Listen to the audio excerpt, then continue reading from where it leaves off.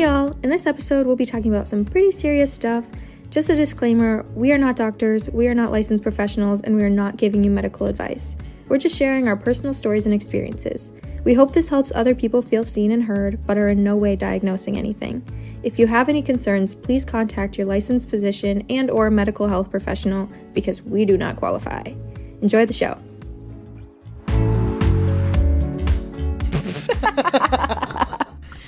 Okay. Good thing we didn't get too far into that because you didn't hit record. Yeah, anyway, so... Oh yeah, I am hearing it through my headphones. Okay. Welcome back. Welcome back to Lila the podcast. I'm your host, Alexa, and I am joined once again by my bestie, Clara. For the resty. Clara, me. welcome back. Thank you. Woo. Well, thanks for having me back. Yeah, I'm so happy to have you on again. I'm telling you, podcasting is so fun. I know. I love it. It's fun that we actually do get to do it together after all. I know. Which I don't remember if I kept it in or not, the fact that we wanted to do a podcast together. You did. Okay, cool. Because, I had to cut out a lot. We rambled for a long time. I think that was actually my favorite part of listening back when you published the episode. And I got to hear, because I remember what we talked about. Right. And then I liked to hear what you kept in. And then there's some things that you cut out. Nothing nefarious, just things that weren't really important to the conversation. Right. So, but yeah, that's that on that. And that's all we got. Anyway, thanks for listening. Love you. Bye. But yeah, I am really excited to have you on here today because it turns out that March is Endometriosis Awareness Month, and I am now painfully aware. And I think it's really important to be talking about things like women's health and how I just feel like there was so much that I had to seek out on my own in that way, and you as well. And when you're growing up, there's a lot of, I don't know, I felt personally like a lot of embarrassment about women's health, particularly like, they call it reproductive health or sexual health.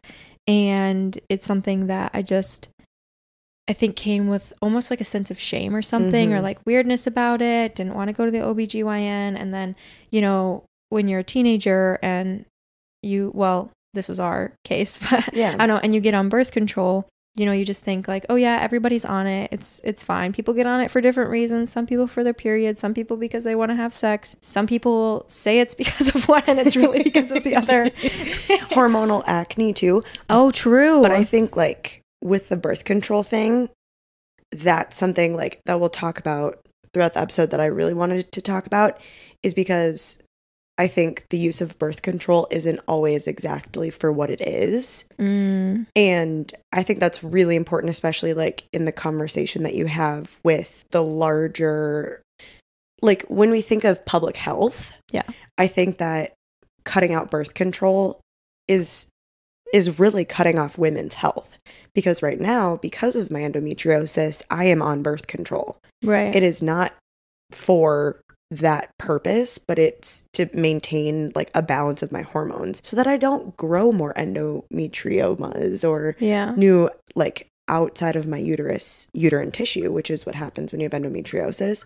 So I think taking that away from people or not having that for women in other countries or in third world countries, like endometriosis is kind of like I don't want to say public health crisis because I don't know like the level or the extent to how it impacts other people around the world, but taking that away from people is not just for contraceptives and controlling birth or whatever. So that's why I think this is really important, and it probably impacts a lot more people than because people just don't want to talk about it, which, that's, if you don't want to talk about it, that's totally your choice. Like, I would respect anybody that doesn't want to talk about their own personal health. But the more that I've gone through this journey and like experienced and talked about with other people, the more I'm like, oh, this is unfortunately kind of normal. And a lot of people experience things like this. And kind of speaking to your point about going to the OB and going and getting on birth control, it's like the way that I think about it now is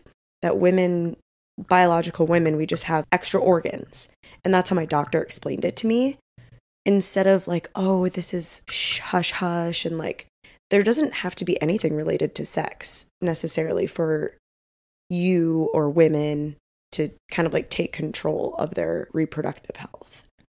You know what I mean? Because endometriosis and other sorts of reasons to go to the OB, whether that's pregnancy or whatever, they're not entirely related. Right, exactly. And it can just kind of put a whole aversion to learning about any of it at all, because when it comes to women's health, and I guess we'll also say like sexual health, reproductive health, it's really scary if there were to be something wrong. Mm-hmm. And so I think for a lot of people, it's like ignorance is bliss. And this is one that I really disagree with, but I feel like, okay, let me rephrase this.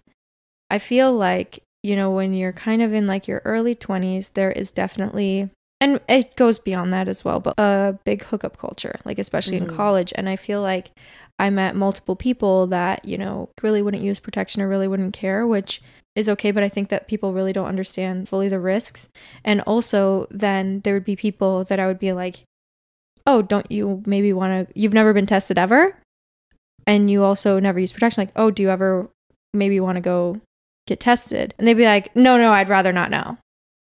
And so that can be really dangerous when it comes to other people. And those things can like really affect your entire body and the trajectory of your life. And that doesn't mean that it has to be like this big dire thing. It doesn't mean that your world is ending if you do find out that you have something. It just means that you know what's going on and you can find something to do with it. And I know that sounds so much more calm and put together than it really is, because in the moment, if you're finding out that something is not right in that way, when it comes to, you know, women's health, then that can really make people feel like that's, I guess maybe this could be related to any health thing, but part of who they are. And it's changed your whole life forever just because you have it forever. And I'm talking about a wide range of issues when it comes to health, but yours is not like sexually related or anything. There's nothing you could have done or done differently. Yes, endometriosis is just something that happens, and there's nothing really that you can do to prevent it, and there's nothing that like cures it. It's a lot of like symptom management and hormone management, kind of, and your treatment projection is something that you talk about with your doctor, but it also depends on kind of like your family planning and your health goals. Like right now I am not at a place where I want to have children at this moment, so my treatment plan looks different from when I'm wanting to get pregnant. Right. And that's a conversation that I'll have with my doctor when that time comes. But for now, it's like, let's manage my symptoms. Let's manage the formation of additional tissue growing outside of your uterus, which is what endometriosis is. Yeah. So, and we were kind of on a soapbox there about women's health, because women's health and reproductive health is health, period. Yes. Period. End of story. And that applies for everybody, not only women, not only female identifying humans, but everybody. Yeah. And also because it feels like something that people don't want to talk about, especially, I mean, from when you're a kid, you're kind of taught to feel like when it's the sex ed unit, when you're in 7th grade or something like that. 5th grade. Depends. See, I don't remember having that in 5th grade, but different schools probably do it differently.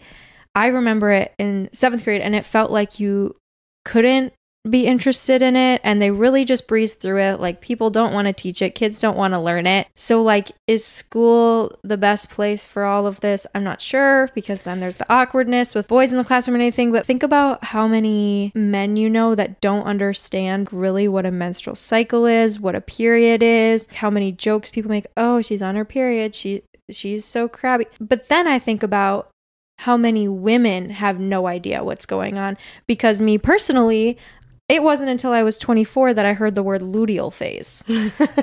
And this explains a lot of things. Yeah. I'm really grateful that I now know what a luteal phase is, because it turns out I don't hate myself. Right. And I don't hate everyone around me. You're and everything. I'm just in my luteal phase. I don't have to buy a new wardrobe. I don't have to quit my job. I don't have to cut off all of the people in my life. I just have to sit out for a day. I don't have to cut my hair. That is, yes, we don't have to do that. Never make decisions in your luteal phase. But wait, so true. And we're not claiming to know or teach about these things really either. I just think that it's really important to have conversations about this stuff because I've heard the word endometriosis before, but I had no idea what it was until you had it. And I thank you so much for being open to share your story because I know that it's been really taxing and exhausting and scary. But I also hope that you going through these things and sharing about it will maybe help other people prioritize their health and also recognize maybe that they might have symptoms of it too because I have never learned about endometriosis ever. I hadn't learned about it either until it was literally happening to me, which is crazy. And I think a lot of the conversation and the misconceptions that I had going into this was endometriosis and PCOS. I was like, oh yeah, those are like one and the same.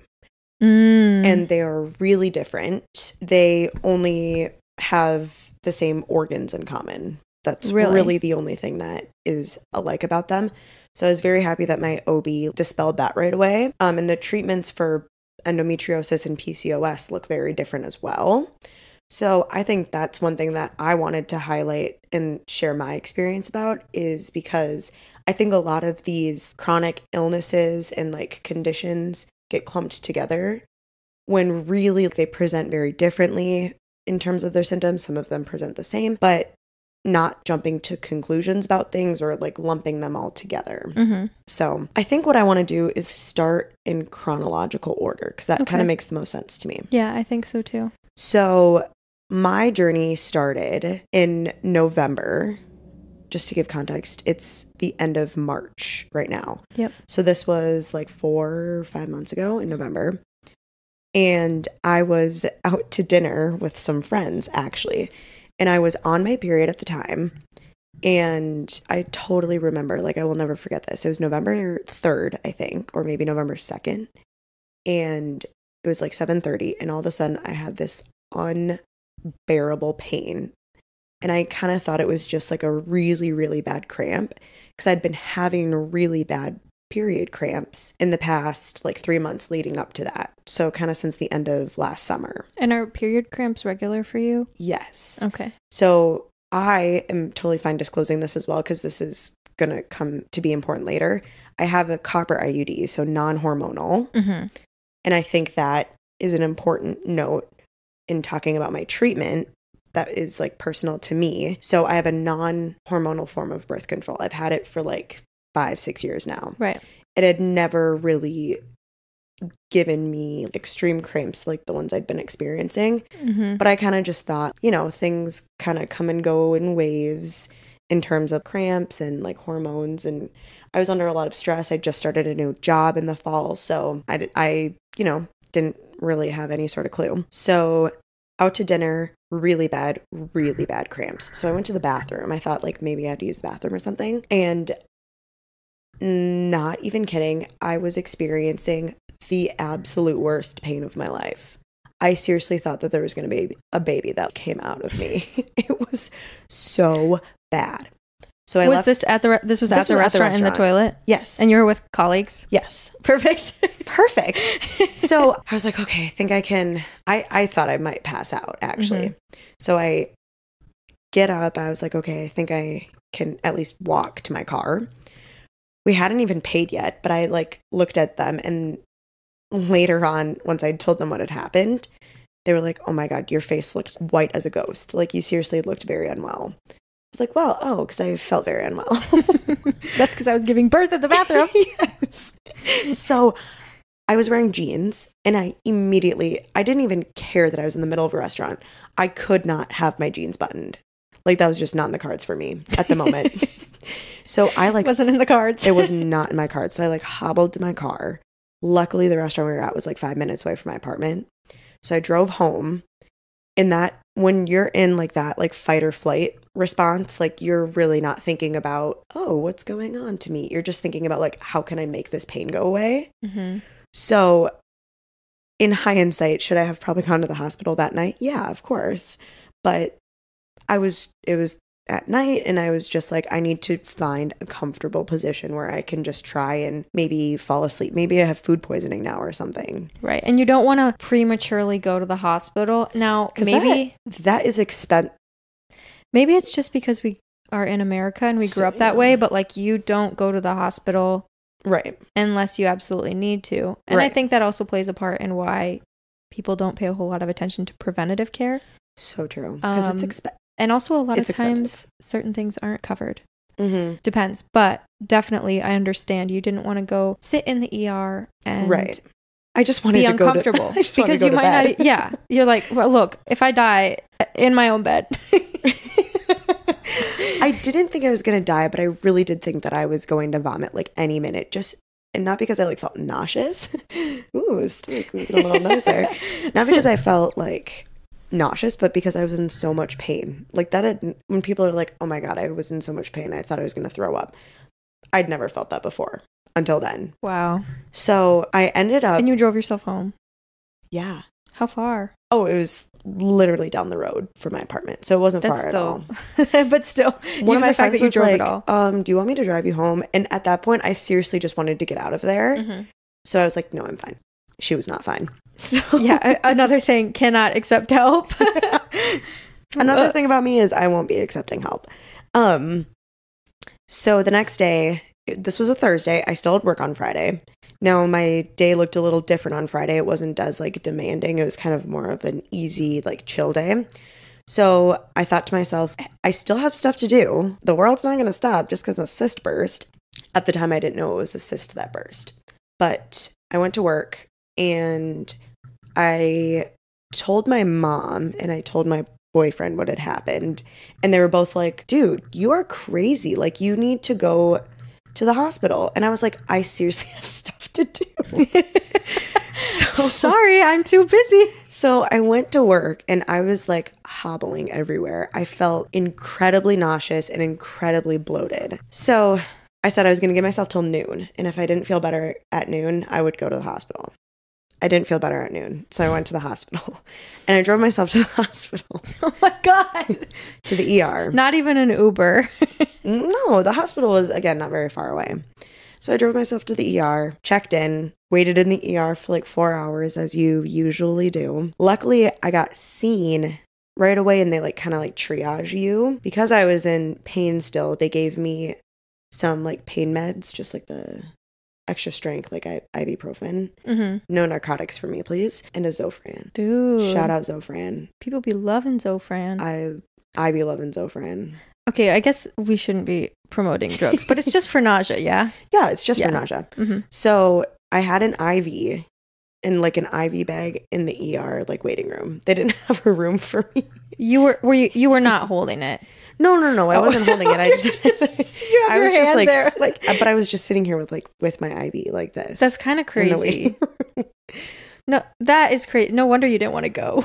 Right. Well, that's what kind of happens in the ER sometimes. Yeah. Like they really have to triage the worst patients.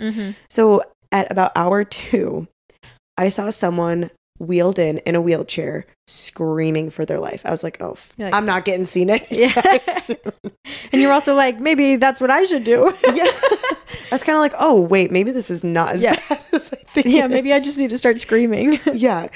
But anyways, got seen. I kind of thought it was my appendix at this point. I thought my appendix had ruptured.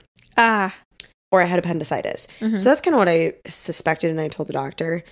And thankfully, a female doctor was the one that was working with me in the ER. And she said, you know, as biological women, we've got some extra organs down there. We're going to check those out first. Okay.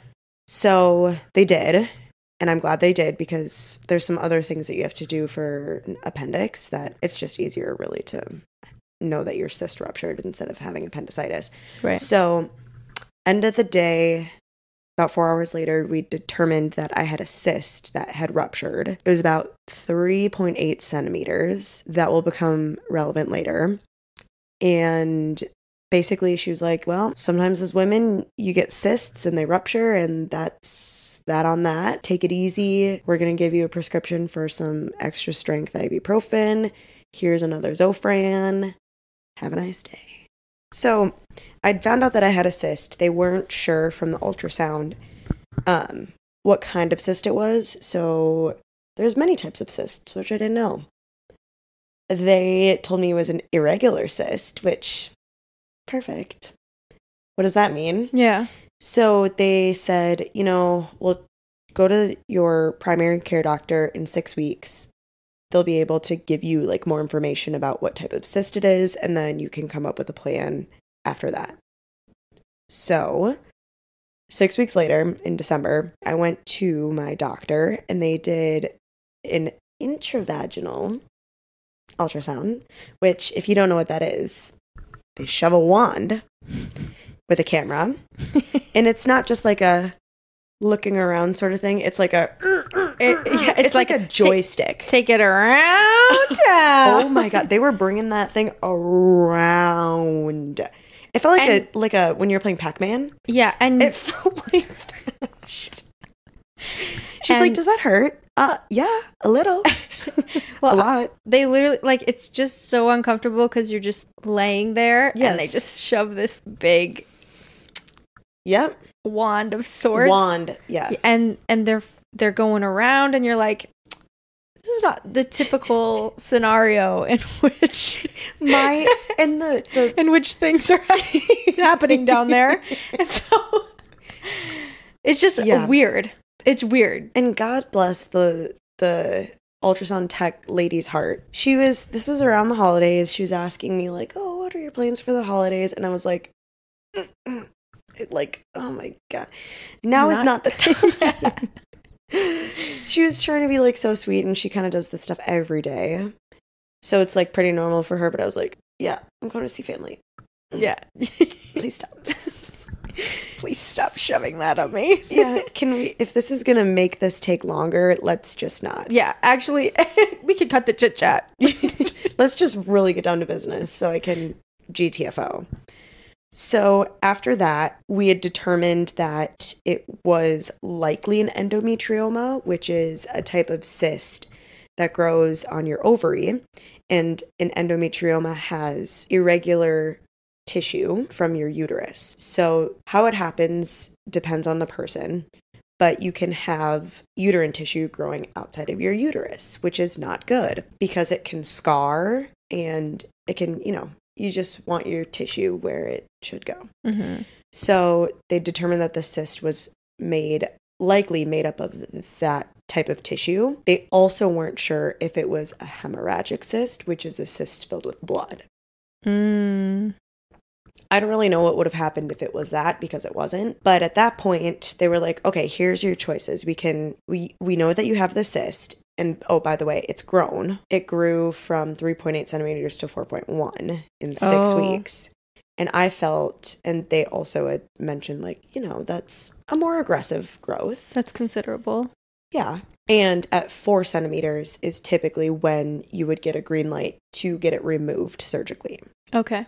So they said, you can go check with an OB, because this was just like the nurse, so like the lab tech that was telling me this, and the radiologist giving me the results. So, we can see you again in 6 weeks, see how it is, see if it's grown. You could get an MRI to get more details about whether it's for sure an endometrioma or a hemorrhagic cyst. We could see if it goes away. Or, my advocacy for this point for me was to go talk to an OBGYN who could take it out or who could talk further options with me. Right. So at this point, I had a lot of anxiety about it growing. Any little pinch, pain, anything I felt, I was like, oh my God, I have another cyst that's bursting. So I really just wanted to get to the bottom of this. And I also wanted to know if I had any other cysts. Right. Because who's to say that was the only one that was about to burst? What if it had a little sister? Sister. Okay, I wasn't doing that after. That was funny. So I made an appointment as soon as I can with an OB-GYN. And nicest OB-GYN ever. Absolutely love her. OB-GYNs are just the best doctors. Oh my God, they're so cool. And I love mine. She's funny. So cool. Yeah. And they're so chill. Like, they'll be like, looks good down there. Yeah. Yeah. So, you having sex? You're like, how is it? And they're just so nonchalant about things, which makes them very approachable. And you kind of have to be that way. Because imagine if you're like all uptight about it. Right. That makes people really uncomfy. And it's already something that we're socialized to think is uncomfortable. Right. So shout out to OBs everywhere. So true. However, there was a little point here. Don't come at me, chat, for saying this, but I don't think men should be OBGYNs. Because when I was presented with appointment times, it was like 3 weeks wait for a female OBGYN, or like tomorrow you could go see a male. My thing was that no man is ever going to understand the kind of pain that I'm feeling right now. And no man is ever going to understand how I'm feeling. And it's like, for women, this is like a very layered thing. It's not just I have pain in my pelvis. It's like, how do you know what it's going to be like to be on birth control? How do you know, how are you going to break news to me if I, can't have children? How are you, like, how would you ever be able to understand the spectrum of emotions that I'm having right now? And I'm trusting you for medical advice? Like, mm-mm. When it comes to your sex-specific health, I completely understand that. I would feel the same way. I want my OBGYN to be a woman, and that's just because of the nature of what it is. I trust her because I know that she knows what I'm talking about. Even if she knows what she's talking about. Right. And even if you've never had like a cyst, or if you've never had endometriosis, still she can empathize with the fact that like I'm having extreme period pain, and she might know what that feels like. Right. Or she might know her mom or her sister that might have that kind of pain. So there's just no way on earth that I'm ever going to be seeing a male doctor. So that's that. But so I had to wait a little bit for my appointment. So at this point, when I was trying to find an OB to go to, because up until this point, I'd kind of just been working with my primary care doctor. Right. Who's seen me for other health things, and I'd been seeing her for a long time. She is not an OBGYN, and I was really pushing for surgery because I wanted to get this cyst out of my body as fast as possible. Maybe this was my anxious mind thinking this, but I like felt like I could feel the cyst pulling on my ovary. I was going to ask that has to be such a crazy feeling, because I can't feel my ovaries in my body right now. I don't know if I really can, but I thought that I could. But you might have been able to. You had a big cyst pulling on it. Yeah. And that was a question that I wanted to ask you too, is so at this point when you're looking for an OBGYN, what time, like, is it January? This was December, end of December. So in that time between, because you recently did have surgery, in that time between when the cyst ruptured and when you had surgery, were you in a lot of pain? Like, were things still happening? Were you still getting bad cramping? Or was it kind of back to normal, but you were just kind of worried about it happening again? Good question. That was the other reason that I was really pushing for surgery, is because I was having increasing amounts of pain on my period. And then I found out there was a sensation that I was having during my ovulation phase. Back to those phases in the middle of my cycle, where I was having cramps like my period, but I wasn't actually having my period. Come to find out, it's called Mittelschmerz, which is just pain during your ovulation, because there's some things that are happening with your ovaries and stuff at that time. Another thing that can happen when you have endometriosis is you have pain on your period and pain when you're not on your period. So perfect. Perfect. So I told my OBGYN about it, and then she was like, oh yeah, that's called Mittelschmerz. And I'm like, oh, wonderful. So I was having increasing amounts of pain. I was having a lot of anxiety. I was like, I want to get this taken out, and I want to get it figured out. So I was looking for an OB that could do surgery and someone that could, be my OBGYN moving forward in the same like health system that I was already in. Right. So found her. Took the soonest appointment I could. Went. She basically was like, oh yeah, I'll take your cyst out. Sounds great. Love her. And she was like, this is a more aggressive form of treatment and diagnosis for endometriosis. Typically, we'd start you on hormone therapy in the form of oral birth control to help even out your levels of hormones. Because that's what causes uterine tissue growth outside of your uterus, is just dysregulation of your hormones can kind of cause your body to have tissue grow outside of your uterus. So, yep, she said, I'll take your case. I was a good candidate at this point because my cyst had grown to about 4 centimeters. That was the last I'd seen.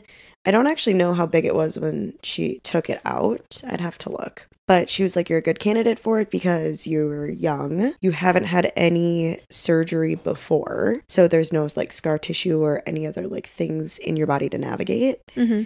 And you don't have any other like health complications. Like you're a healthy 25-year-old woman and you're not looking to get pregnant at the moment. I don't know how that would change things, but that's just what she said. Right.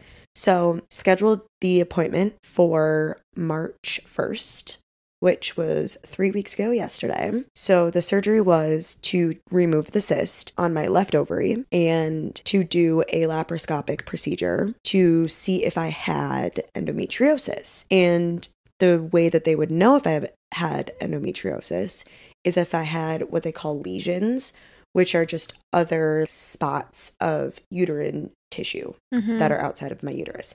And they can be really anywhere in your like abdominal cavity. Dang. So they could be like on your bowels, they could be on your kidneys, they could be by your gallbladder, they could just be like hanging out. So can that cause other health complications? Yes. Well, I don't know about other health complications, but that's what was causing the pain is because then when you're on your period, things get inflamed. And when you have tissue growing outside of your uterus, that becomes inflamed too. And that's what was causing a lot of my pain. And that was also what was causing pain with the middle schmerz. So I went in 3 weeks ago, had the cyst unroofed is what she called it. So she took off the top of the cyst and then got everything out. Because I am young and I haven't had surgery before and I haven't had children yet, she wanted to be really mindful of my ovary and not touch it to damage it at all. So then she wouldn't have to remove it. But going into the surgery, that was one of the risks is, if there were something to happen, they might have had to remove my ovary. Now you have two, and your chances of becoming pregnant with only one are pretty much the same if you have two, but then you're kind of like really hanging on to that one ovary. So, it's kind of best to have two. Mm-hmm. Didn't have to take the ovary. Everything went really well. Everything was fine. Here's the part that was like kind of a wake up call to me and why I'm so thankful that I really pushed. Yeah. And basically just told the doctors like, no, I'm going to have this surgery. Right. Was I caught it early. So they were able to take out the cyst and the lesions before they'd formed scar tissue. To that point, they would have been more difficult to remove. And sometimes if there's too much scar tissue, they aren't able to remove them at all. So they caught it where they were able to remove all of my lesions so that I'm not in as much pain during my period and during my cycle. Okay. So you had other ones as well? I had other ones as well. So they confirmed the diagnosis of endometriosis, removed the cyst, removed the lesions. And really, I learned that the only way to officially, know for sure is to have this laparoscopic procedure to know if you have endometriosis. Of course, A plus B equals C. If you have this pain and you're presenting clinically with these symptoms and you know that you have a cyst, it's very likely that you have endometriosis. But this was peace of mind for me, knowing for exactly sure, what's going on in your body. I know exactly what's going on. I know exactly what happened. And then we create a very structured plan moving forward. So surgery is surgery. And of course there's risks and I'm still healing, but it is 100% the right decision for me. And I would really encourage anybody and everybody, if you know something is not right in your body, I want people to feel like they can take control of their health and what they want to do and really advocate for themselves. And I felt there was a couple weeks where I was really doubting my decision of maybe I'm overreacting. Maybe the pain's not as bad as I thought. Is this really too aggressive? Am I being dramatic? No, you're not. You know your body. You know what's going to work for you in the long term. You can make an informed decision for yourself. And I'm thankful that I was in a position financially. I have good health insurance and I had access to good doctors. I had access close to my house. I didn't have to travel hours to get a surgery. I went down the road 15 minutes. Yeah, I had stuff that you don't think about when you have it all. Right. And you always have. I had somebody that could drive me to my very early surgery appointment. I had someone that could stay with me the entire time. I had my mom writing down everything that the doctors were saying because she knew I wouldn't remember coming out of surgery. Yeah, they really do load it on after. I know. My first memory. Rest. I remember them waking me up. My first memory. Yes. I remember them waking me up from surgery. And then just started talking to me. I was like, The same girl you just put a ton of drugs in? Do you think? That's so true. I was like so weepy coming out of surgery too. I was just like crying because the drugs just make you do that. They do make you. So I was just like, I was feeling very thankful after my surgery. I remember opening my eyes and it was my doctor and I was like, thank you, doctor.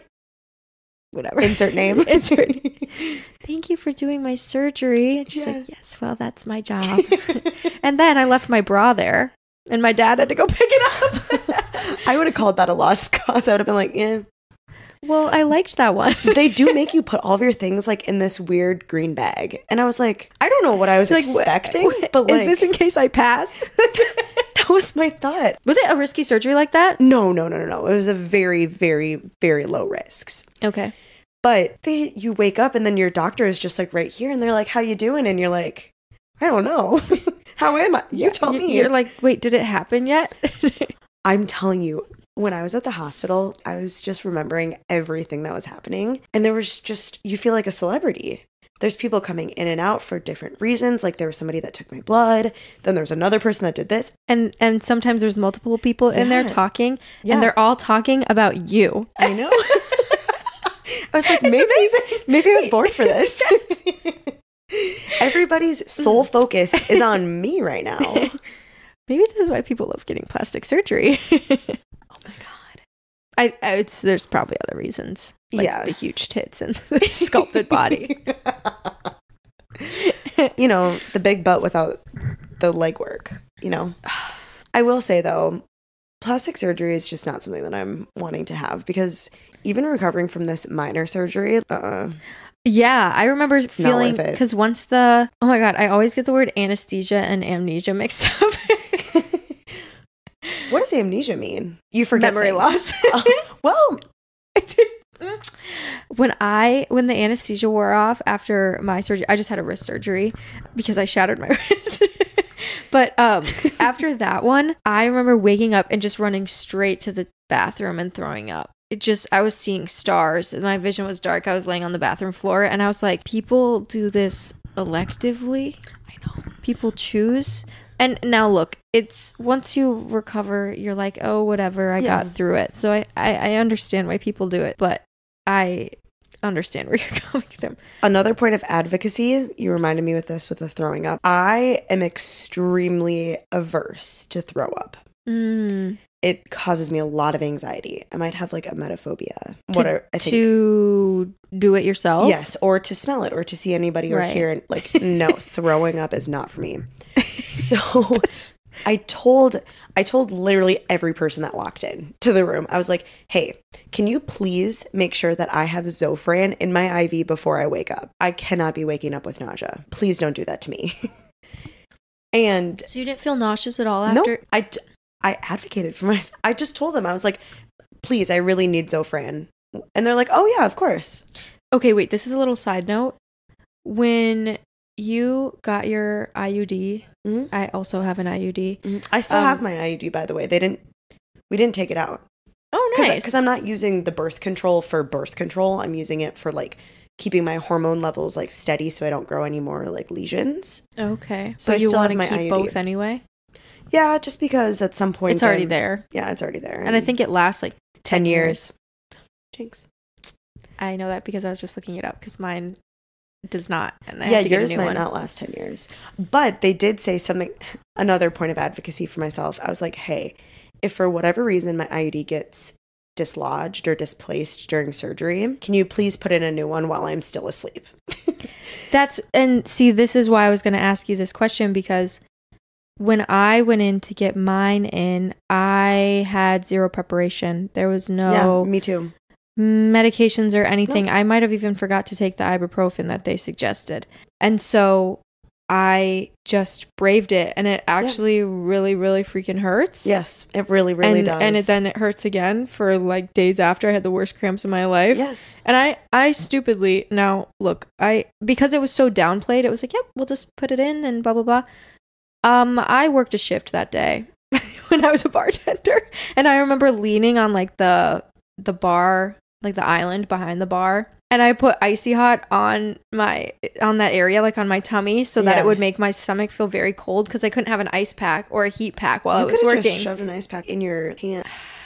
Not with... Yeah, I guess that's true. I don't know. Anyway, this is getting a little off track. That's wild. But a friend of mine... That is wild. I didn't even do that. I got mine at like 4 p.m. in the afternoon, and I was like, I'm going to call it. And I wish I would have used it as an excuse to like 100%. Chill and be waited on. But no, I drove myself and You drove? Yeah. I guess mine was a little different. Are you not supposed to? I lived right by where I got my IUD, so I just walked. And then You walked? I couldn't have walked out of their place. No, I walked. All the way home? Yeah. I feel like driving's easier than that. Yeah, you might be right. But it's less dangerous. Like if I was in really extreme pain driving, like if I'm walking, like the only person I'm gonna hurt is myself. I feel like I don't remember being in extreme pain directly after. It was like during it feels like this crazy pinch. It's super fast. Yeah, I literally you will never forget that pain. She told me to count backwards from 5, and she was done before I even got down to 1. Oh my god, that's like seriously making my skin crawl thinking about that. Maybe that's why they don't do a whole lot for it, and I'll have to ask my friend about it. I meant to ask her about it, but she really advocated for herself, and she was like, no, I don't know if she got put under. Maybe they did like some local, laughing gas or something. Laughing to gas. Like relax you. Or local. I don't remember exactly what she did, but I'll have to ask her. But she really advocated for like stronger pain meds, and she had someone drive her and all of this stuff, and I remember her talking about it. It was either on TikTok or Snapchat stories or something. And I was like, damn, I really never even thought about that. But it actually was super painful. And that makes a lot of sense. So I was curious what your experience with that was. And that was another note on advocating for yourself in health. Because it's not that I think that doctors are trying to like make things more painful for you or anything like that. But they might not recommend certain things. They just don't know what you need. When I got out of my surgery, they were like, we want to prescribe you Oxycontin. And right. I am personally somebody that will not be taking narcotics. Mm-hmm. I'm just going to muscle through the pain. And she said, okay, you don't need to fill it. We'll give you the prescription. If you don't want to fill it, you can rip it up and throw it away. But this is like just in case you are in an extreme amount of pain. And in my head, I was like, there's literally no amount of pain that is going to make me take this medication. Like, oh, really? Seriously, that's not something I'm going to mess with. Okay. So I feel like I said I didn't want it, and then they were like, we'll send it home with you. I was like, okay. And then I was like, Dad, go fill this. I was like, no, thank you. It actually did end up getting filled, but I was like, nope, there's 10 pills in here. I am not going to take a single one, and I didn't. Mm-hmm. Another thing is you really do need to dispose safely of like narcotic medication. I don't know if this is true, but maybe in my head, I was like, I don't want to flush down the toilet because then what if it gets in like the water system? And yeah. I mean, they have filters and stuff. No, like, but there's also a reason system. that there's safe disposals right. at pharmacies where you're supposed to drop your old medications. I think there's a number of things that can happen. First of all, it can pollute. Mm-hmm. And also, like, they're really dangerous chemicals. Yes. Highly addictive. And you just never know who might be getting into something in your home. Yes, like a dog. I was thinking a person. But yes, also a dog. Yeah. Because how horrible would you feel? I would literally never be able to live with myself ever again. Yeah. And they do make them pretty foolproof, those cases, but some dogs are also persistent. That's the word I'm looking for. And also you don't want to throw them in the garbage too, because when they go to a landfill or like between your dumpster and wherever your trash is going in your city, I don't want somebody to get into it. You know what I mean? Yeah, I wouldn't be as worried about that. I feel like it's more of the environment issue. I don't know. I don't really know, but nonetheless, let's get back dispose to of your medications. So yes, the Zofran after surgery. I was like, please give it to me before I wake up. Mm-hmm. And they did. And I didn't actually feel any nausea after or at any point. Amazing. During my surgery or during my recovery, which was amazing. And my recovery, so all's that said and done, I'm left at home feeling very grateful for my support system. I am just on bed rest for the next 5 days, and I'm having an ice pack on my midsection the entire time. I'm taking ibuprofen, Tylenol, extra strength around the clock. But one thing that I wasn't expecting with surgery is how much you use your core for literally everything. Right. Because, you know, obviously there was like bruising and some like muscles and 4 incision wounds. And my belly button was literally sliced in half. Now, why did they have to do that? I have no idea. I seriously have no idea. But I have one here, one on my belly button, and then another one down here. That's how many cuts open? Mm-hmm. I had 4. Why is that? Because they had to remove multiple lesions, or? Yeah, and I think just to get to like different parts of, I don't think the camera is like able to go from like here all the way across your body. Oh. So, and then the one on my belly button was to get to the cyst on my left ovary. So, incision healing, I was really like down and out for a little bit because you really only can like lay down and not use your core. Like standing up, walking, even sitting all requires using your core. I just, for some reason, I don't know why I wasn't expecting that, but I was not expecting that. You just don't think about it as much. Like, you're thinking so much about the surgery itself that the recovery feels like, oh, we'll worry about that when it comes to it. And you also take for granted your health when you have it, because then when you're like down and out, you're like, oh my God. Yeah. But the recovery went fine. I think I went back to work a day too early, especially with what I do for a job. I'm pretty active. I'm on my feet all day. I've, got a lot of things going on. So I think I probably could have used one more day. I was just moving kind of slow. Yeah. And like working out, I didn't have any like physical restrictions on like lifting or... Really? That's so surprising. Yeah, she didn't have any weight restrictions. She said, if it hurts, don't do it. So true. Honestly. Okay, well, if I did that at the gym every time, then I wouldn't get anywhere. But I finally was able to go back to my first workout class this last week. Oh, really? Yeah, I just am not as nimble or like quick. So I went to that, which was really nice, but I'm not totally 100% yet when it comes to that. But hopefully I will be soon. So moving forward now, I am on birth control to maintain your hormone levels, which is what you want to do. It's taken some trial and error of different types of medication and levels of estrogen and progesterone to figure out what gives you the positive impact with the least amount of hormones and fewest side effects. So the first birth control that I went on was one that I was on in high school. And she was like, oh, if you've already been on it, like, let's just try it again. It worked well for me in high school, but not now. I didn't like it. I didn't like how it made me feel. Yeah. So I am on a different one. I don't know the name, but that's okay. There's like a million of them. That's a really hard thing too, because when you're in high school, and I mean, I'm just speaking about general experiences that I know for people around us. I know not everybody does this, but for me, I was just like, yep, I want to go on the pill. She's like, oh, do you want to look at other options? No, this is what everybody else does. And then you just get on one. And I didn't really think that it was going to change anything for me. I had no idea that it would affect mental health or anything, or that I could gain weight. And I don't really know if I did, because I had some other things going on mentally that, chicken or the egg, right? Like, am I mentally ill because of that, or because it was just meant to happen? It was always my destiny. I feel like it might be my destiny.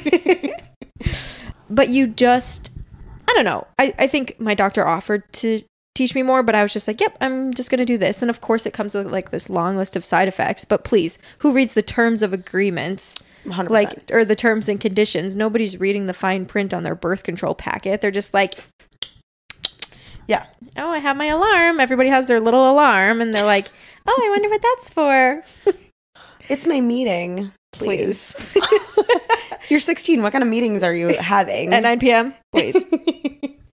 And that's the other thing, too, when you're young, is like, I feel like your body is still growing and changing, because it obviously is. Yeah. But you don't know your body. Like, you're not, this is my body and this is what it normally feels like. You don't know that. When you're 16 and when you're young. So you aren't really in tune. Like, maybe you do have breast tenderness, but that's just because you're 16 and you're going through it.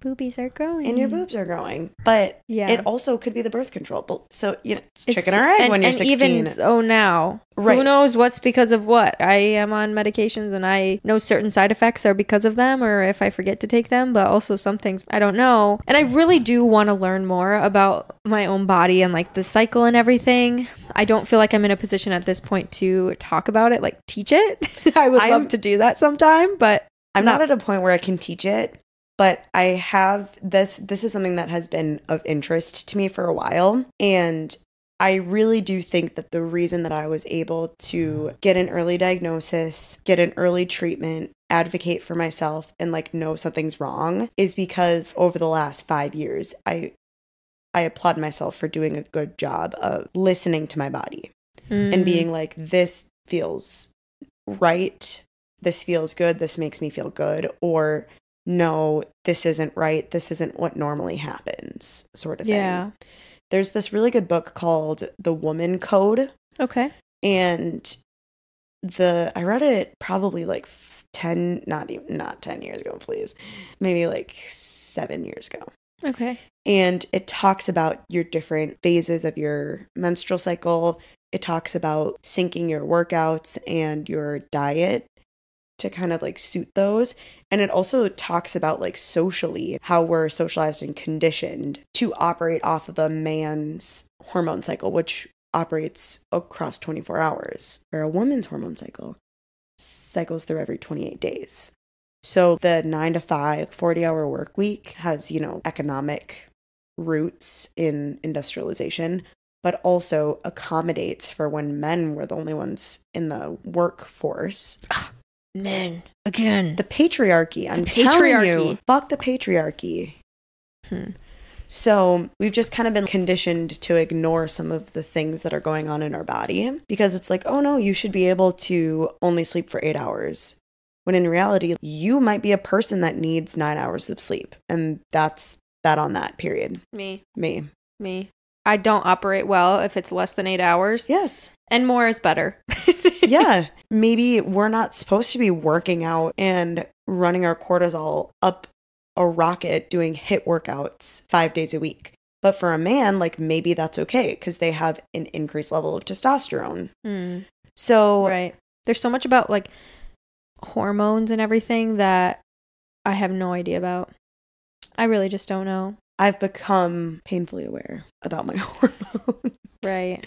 So, and I think that's one thing too, like I was forced to learn all about this because it was happening to me in the moment. So maybe this can serve as someone's education and you hopefully don't have to have a cyst burst to finally learn about your hormones and your period and your phase and your like reproductive health. So going forward, does endometriosis have any other effects other than like the pain and the cysts? Can it affect reproductive health or other organs if they latch onto those organs? Do you know? It can affect your fertility. Okay. So if in some instances, some cases, some women aren't able to get pregnant if they have endometriosis, that kind of depends on the type of endometriosis they have, how aggressive it is, when they found it, lots of other things. Yeah. So obviously that's like an ongoing worry for me because if that were to happen to me, that would kind of ruin my soul. Right. But yeah, that doesn't sound like it's the case for me right now because it was caught early. It's not an aggressive form. And there's no way to know yet until you do want to have children.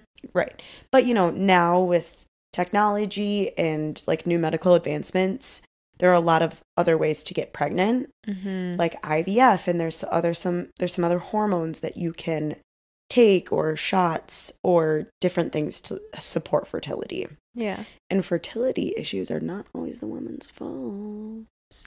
Men can be dry firing sometimes too. What does that mean? That they don't have any sperm in there. What's in there then? Just the other stuff that's not sperm, like semen, I think. So like, wait, are semen sperm though? No, I think. Okay, certainly. Turns out we don't know anything about men's health. That's okay. On next week's episode.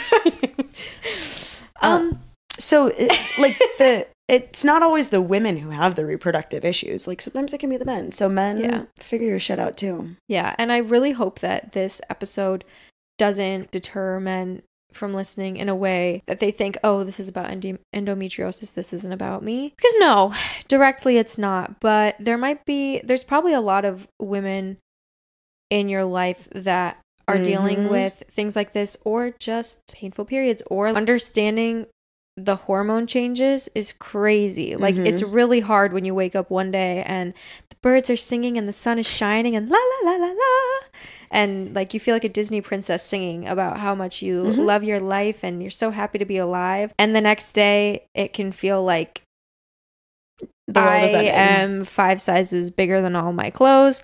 I look exhausted. Why does my skin look dull? Why do I feel like I can't get anything right with my hair? I just feel gross. I hate myself. I'm in a crabby mood. I can't pull myself out of it. Okay, those probably aren't like one day to the next, but maybe they could be. And when that's happening and you don't understand that, oh, this is just part of my hormones and cycle of being a woman, it feels like...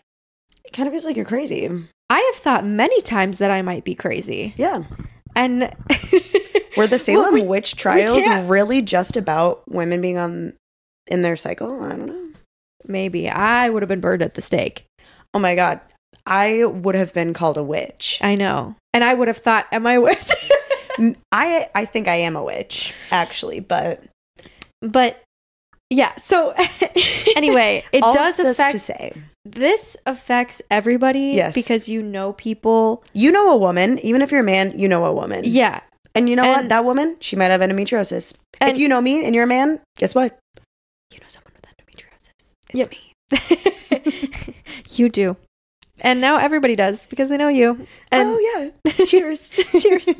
And, you know, my brother now has to care about endometriosis because he cares about me. Mm-hmm. My dad knows about endometriosis because of me. Mm-hmm. My boyfriend knows about endometriosis because of me. And my grandparents, like my grandpa, my uncle. And think about maybe each one of those men have a friend or a colleague that has to call out or cancel a meeting or something like this because something does come up with if they have endometriosis. They're having a flare up or something. We didn't really talk about PCOS, but you mentioned it in the beginning. Yeah, I don't really feel qualified to talk about PCOS. I don't feel qualified to talk about it either. Totally different. But I know that that's something that also really, really affects people greatly. And so maybe have a little fucking empathy.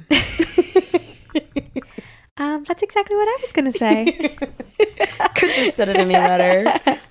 But now maybe they'll have a bit more empathy and understanding. And that's kind of a big part of what this is all about. The Leela brand is all about creating community and just spreading the word. Hearing people's stories. And thank you so much for sharing yours. I know that this has been a really tumultuous couple of months. God, what a good word. I know some vocab. I feel like I'm on the up and up. Like, I'm serious. Like, when this cyst got removed, I feel like... You look very glowy today. A dark cloud was, like, removed from my aura. I'm serious. Like, it... Because you know. I know. Yeah. And I can come to terms with it and accept it and move forward instead of being in this unknown area. Yeah. And I'm really proud of you for advocating for yourself, finding out about these things. And yeah, it's so easy to just tell yourself that it's not as serious as it is. Or you're like, oh my God, it's just a little pain. Like I feel like a wah baby going, my tummy hurts.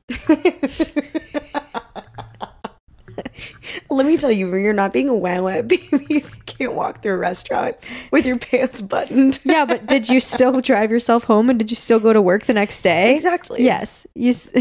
I should not have done that. If this is happening to you, don't do what I did. Go to the hospital right away. Right. Seriously. And I do kind of want to segue it a little bit just to talk about, especially as we're seeing so much stuff in our country. Wow. The ongoing conversation of men making decisions about women's bodies. Yeah. And so I hope that more people can continue to have conversations like this so that there's more understanding of things that are at stake when we are making decisions about women's bodies. One of them that we see a lot, of course, is abortion. Whether or not to outlaw it, to overturn this law or that, of course, I think it was 2 years ago almost now that Roe vs. Wade got overturned, which is, of course, terrifying. Give me a Zofran. I don't know. Right now. That makes me sick. But I hope that we can continue to have conversations about this and open up that dialogue because also, you know, this care isn't accessible to everyone. I know that there's a lot of people that may be lower income so they can't afford insurance or their job doesn't provide it. They can't get a job because they have these health problems that have become a disability. And, you know, there's just a number of reasons that people might not be able to access this kind of care. And something that really provides that care is Planned Parenthood. And I want to shout out Planned Parenthood. I want to shout them out because I myself have gone to Planned Parenthood more than once. And, it's not because I was getting an abortion. And if it was, that would be my prerogative. There are other reasons that you might go to a Planned Parenthood besides having an abortion. Yeah. Get a clue. There's a lot of reasons. And I think that they can also help men. Yeah. Yes. I'm not entirely certain, but they have STI testing. And they have STI testing. Even they have prostate testing they do screenings for cancers. Oh, yeah. They provide free protection and birth control. Yeah.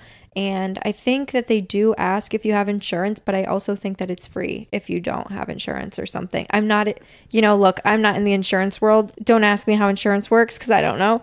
But but anyway, I just want to make sure that message is continuing to be spread because I felt like they're a regular, like very clean, very nice facility. I'm sure it depends on the branch, but it made me think of it because when I was on the way to breakfast with you, I drove past it and I was like, wow, what a day to see a Planned Parenthood.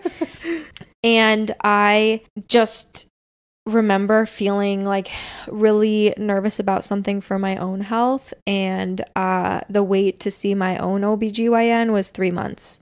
Yeah, that's nuts.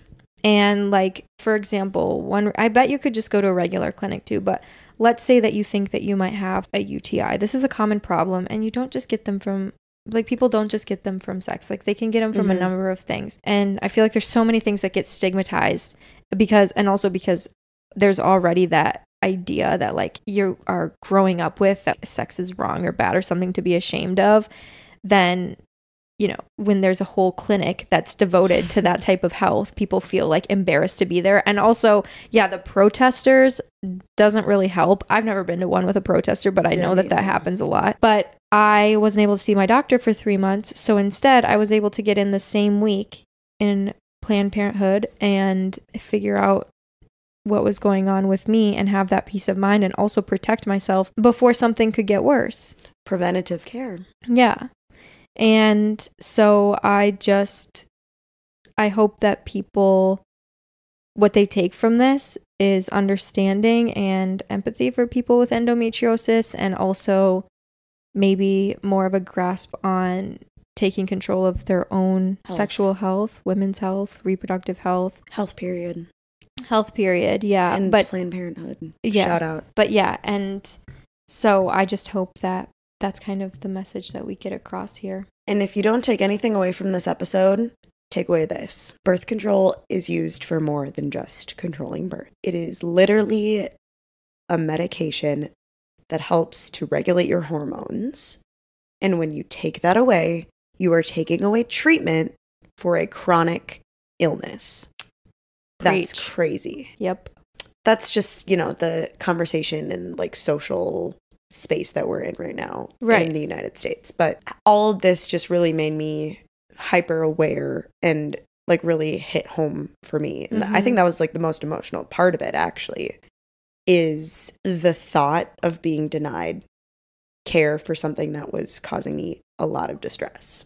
Right. And it's not a bad thing. It was going to help prevent even more costs and difficult things on the body. Like, now that you're on hormonal birth control to help with the endometriosis, does that mean that it's a lot less likely that you'll get another cyst? Yes. And do you know, kind of going back into your own experience with it, after we're going to close out, but do you know, like, did they give you warning signs or anything like that? Or do you remember, now that you look back, that there was warning signs before your cyst ruptured? I do remember, like, in the few months prior to my cyst rupturing, I was having more extreme period cramps. And that was kind of my first indication. Then the cyst burst, and that kind of like was the catalyst for everything else. But I listened to my body and I like took note of that, and I was able to voice that concern too when I went in after my cyst ruptured, and I've been having increased pain. Right. So another point of advocacy for you. Oh. So yeah, happy Endometriosis Awareness Month, even though it's almost ending. Yeah, but we squeezed it in. Yeah. And it's also Women's History Month. And there was International Women's Day. Yeah, we're celebrating women all day, every day. Yep. Can't believe March is almost over. I'm happy about that. Yeah, it hasn't been the best month for you. No, but it also has. Like, I was thinking about this yesterday. I've done a lot of fun things in the month of March, despite recovering from surgery. And I just feel like better. Yeah. Because my dark cloud is gone. Or maybe my change in birth, chicken or egg. Maybe True. The change in birth control was helping. I don't know. True. But yeah, only up from here.